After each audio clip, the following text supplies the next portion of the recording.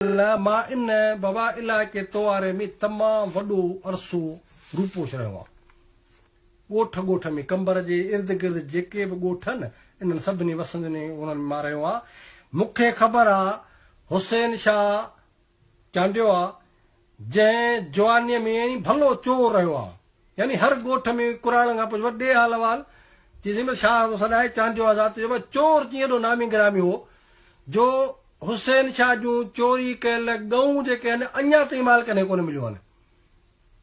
एॾो वॾो हे जेको आहे चोर आहे। ऐं चवनि था त पेर बि खणे ॿिया जेके बि चोर आहिनि पहिरीं पेर खणी हुनखे पकड़ींदा हिन जो पेर बि न लॻंदो। एॾो वॾो भलो चोर हो।